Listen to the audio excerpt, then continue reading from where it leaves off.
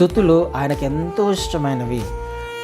కీర్తనలు 22:3లో నీవు ఇజ్రాయేలు చేయు స్తోత్రముల మీద ఆసీనుడవై ఉన్నావు. ఆయన ఎక్కడుంటాడు? ఇజ్రాయేలీయులు ఎవరు? తన ప్రజలు. ఆయన ప్రజలు చేసే స్తోత్రముల మీద, స్తుతుల మీద ఆయన సింహాసనాసీనుడై ఉంటాడు.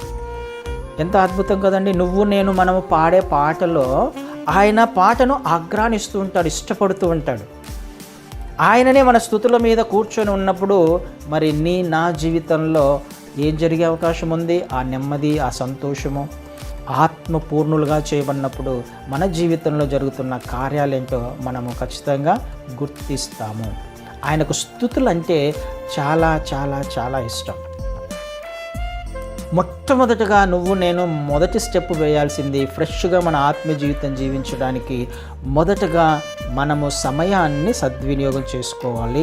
అనవసరమైన విషయాలతో మనము సంబంధం కలిగి ఉండకుండా ఏ విధంగా జ్ఞానుల వలె ప్రవర్తిస్తాము అని అంటే ఆత్మపూర్ణులుగా చేయబడడం ద్వారా. అంటే అర్థం ఏంటి అని అంటే ఆయనకు కీర్తనలు పాడడము, పాటలు పాడడం, స్తుతులు అర్పించడం, ప్రతి విషయంలో కృతజ్ఞతలు తెలియచేయడం, ప్రతి విషయంలో కృతజ్ఞతలు తెలియచేయడం.